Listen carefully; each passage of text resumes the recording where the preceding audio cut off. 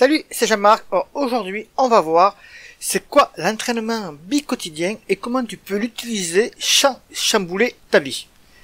Alors, si tu es en train d'écouter ceci, c'est que probablement l'entraînement running et trail t'intéresse et peut-être que tu penses que l'entraînement bi-quotidien requiert d'avoir un certain niveau, d'être un bon coureur ou même un très bon coureur.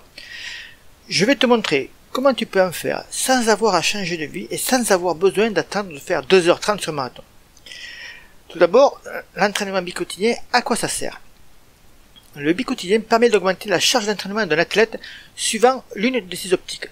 Le coureur rajoute une séance supplémentaire pour augmenter notamment le volume d'entraînement, ou le coureur ne dispose pas assez de temps pour tout regrouper dans une seule séance.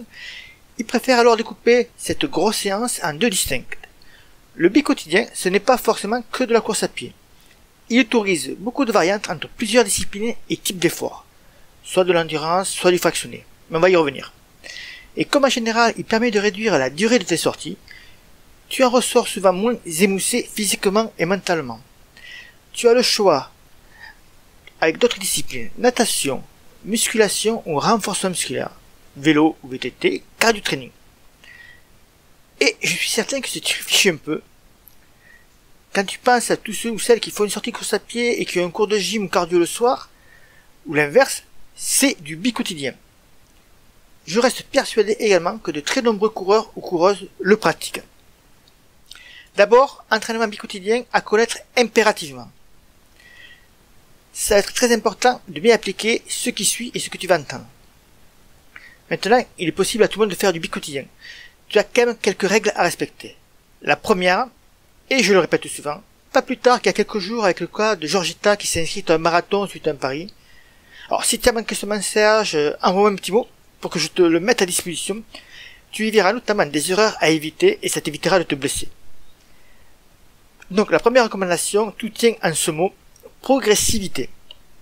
Même si tu veux utiliser le bi-quotidien pour augmenter ton kilométrage hebdomadaire, tu ne peux pas passer d'une semaine à 50 km à la suivante qui va faire 100 km ou qui va dépasser 100 km.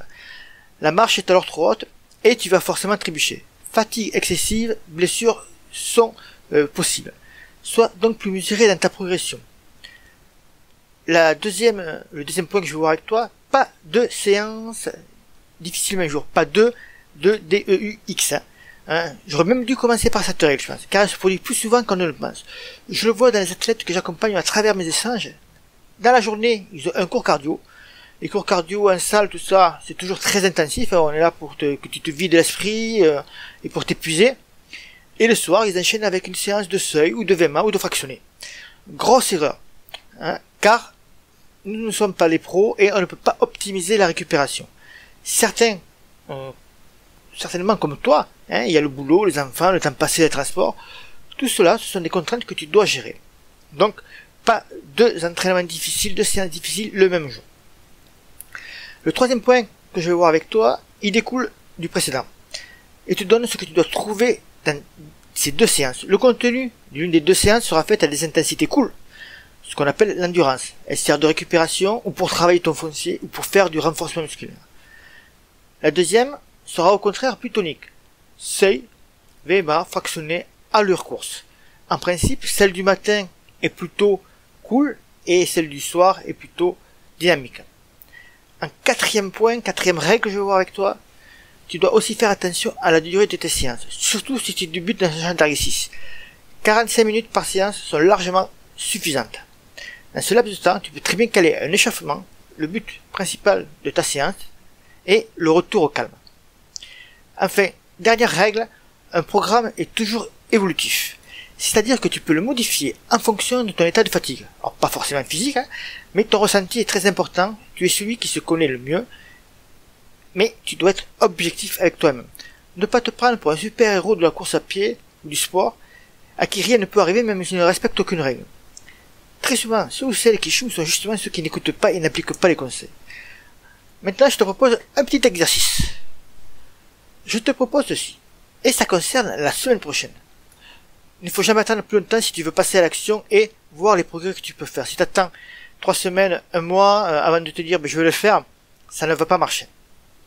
Ce que je te propose donc de faire la semaine prochaine, dans les 7 jours qui arrivent, c'est que tu vas programmer un entraînement bi-quotidien durant cette semaine-là.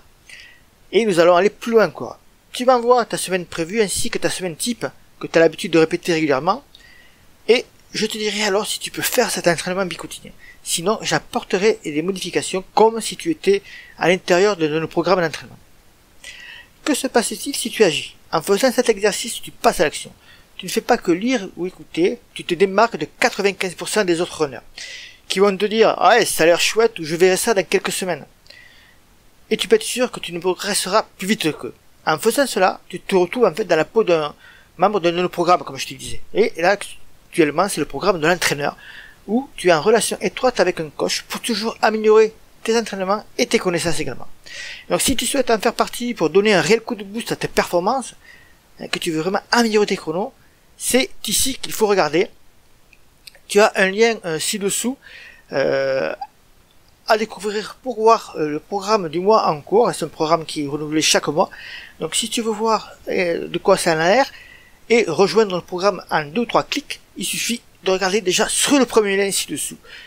Si tu as des questions ou des commentaires à faire, n'hésite pas à le faire, je suis là pour y répondre avec grand plaisir.